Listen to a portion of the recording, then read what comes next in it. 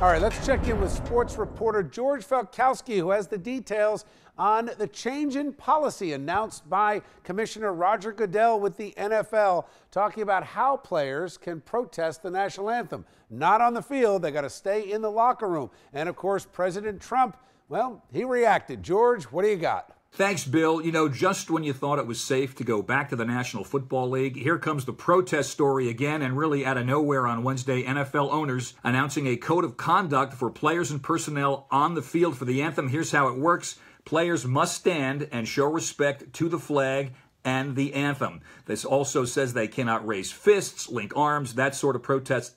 And look, if they want to protest, the league says, hey, stay in the locker room. There'll be no punishment. But anybody who does will be subject to disciplinary action by the National Football League, and if the teams then want to impose a fine or discipline, it's up to them. Naturally, President Trump, who was at the head of all this stuff back in the fall, had something to say about it. I don't think people should be staying in locker rooms, but still, I think it's good. You have to stand proudly for the national anthem. Well, you shouldn't be playing. You shouldn't be there. Maybe you shouldn't be in the country. Now, some would say the National Football League is saying, you know what, we hear the fans and we want to show respect and patriotism for the flag and the anthem.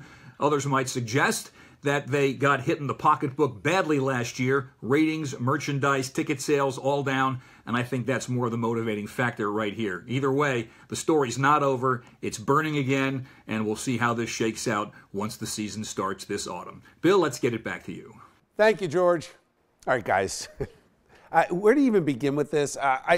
My thoughts on this are this is going to hurt them more than if they had just let this lie. Jeanette, yeah, what do you think? I am just scratching my head as to why they would dredge this issue up all over again. It's, quieted down. It was something last season. Why are you bringing this up again in May? I think a lot of people are just fed up with the NFL, with the league, with the owners, and the players. I don't think anyone comes out looking good. What do you think, Bill? I mean, Roger Goodell has effectively used the owners to set up some of the owners to push back and say, you know what, we'll just pay the fines.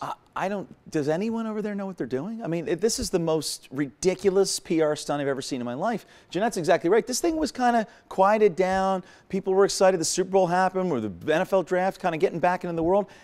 This came out of nowhere. This makes absolutely no sense. I had a conversation with former wide receiver of Philadelphia Eagles, Jason Avant, real NFL star, good guy. Great guy. And he said part of the problem is you've got a 70% African-American representation in the league, and the league has done nothing to help black neighborhoods, et cetera. So they've almost, in his opinion, fostered a lot of this protesting with their own inaction. Thoughts? I guess, but what have the players done? I mean, how is taking a knee helping your country? It's slacktivism. They're a bunch of whiny millionaire babies.